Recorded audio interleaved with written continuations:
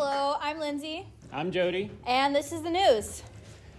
Cory Booker's filibuster lasted an impressive 25 hours, beating the previous record held by Senator Strom Thurmond of 24 hours and 18 minutes. While Senator Booker's speech was a congressional milestone, it's also being entered into the Guinness Book of World Records as the longest anyone has done the pee-pee dance. Atlantic editor-in-chief Jeffrey Goldberg revealed that he was accidentally added to a group chat with top U.S. officials as they discussed top-secret plans to bomb Yemen. The move was a blunder for U.S. security, but a win for finally getting plans out of the group chat. RFK Jr. promised a bloodletting at the Department of Health and Human Services. It was not immediately clear if this meant that many would lose their jobs or if the Secretary of Health would be applying leeches to people. Donald Trump said this week that he won't rule out serving a third term in the White House, saying there are ways it could be done. So far, the most likely option for the 78-year-old will be to lead the country in 2029 via Ouija board. Donald Trump praised his son Barron as a tech genius for being able to turn on his laptop. That is real. Oh, well, to be fair, it is an impressive feat, as Barron has now become the first Trump to ever turn anything on. Trump later asked the teen savant for some tips on talking to his daughter Ivanka Trump. In a recent episode of his podcast, former comedian Joe Rogan commented on ICE deporting a U.S. citizen, calling it, quote, horrific. Also horrific? Being forced to listen to 3 hours of the Joe Rogan Experience just to write this joke. The company behind Peppa Pig announced that Mummy Pig is expecting another baby.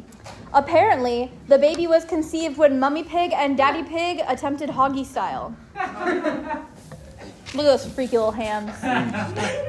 Morgan Wallen walked off stage abruptly after his recent SNL appearance. Many in the cast were confused by the country musician's sudden departure.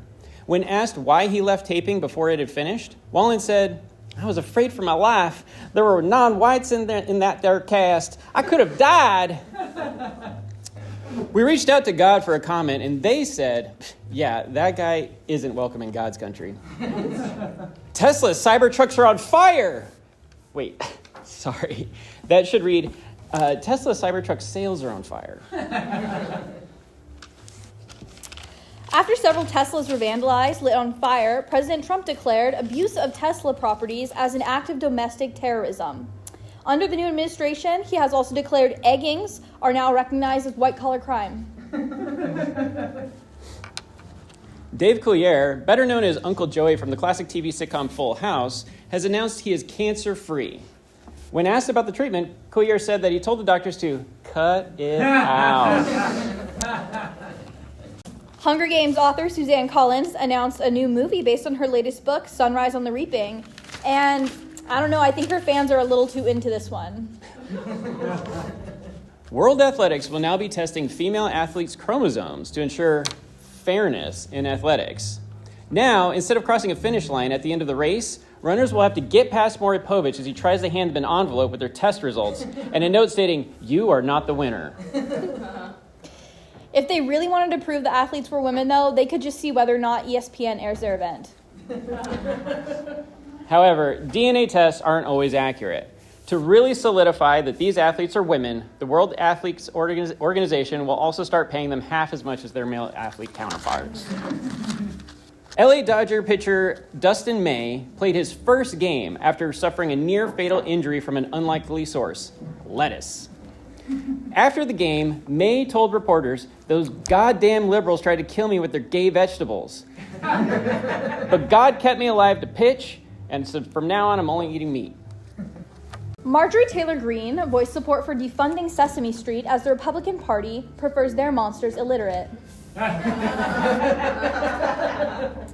Greene said the program is spreading woke ideology and promoting DEI through their use of phrases like sharing and kindness. Trump praised Greene for her support, adding, "There's only room for one puppet in this country. Me." Sad news as Hooters, the restaurant chain known for skimping on portions and uniforms, files for bankruptcy, but has stated that it plans to stick around. Their plan? family-friendly happy hours.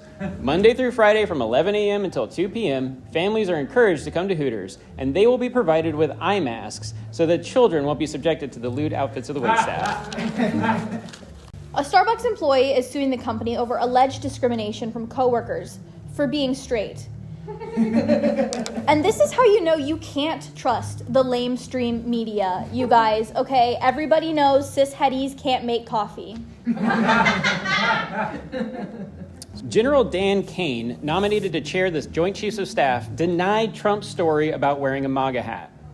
The general also denied having ever worn a Klan hat, which confused reporters as he was still wearing the robes. A Kansas babysitter had a horrifying surprise when she checked for monsters under the bed and found an adult man hiding. Even more horrifying, it was Stephen Miller.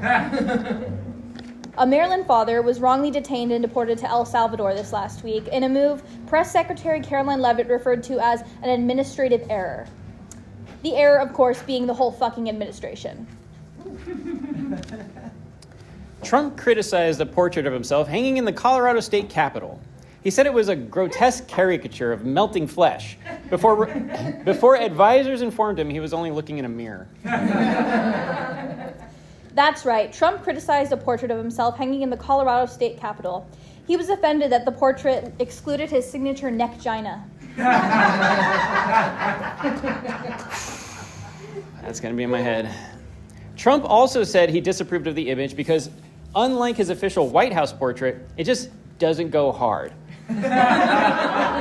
Unsurprisingly, that's the same way Melania described him in real life. Thank you so much. This has been The Gailey Show.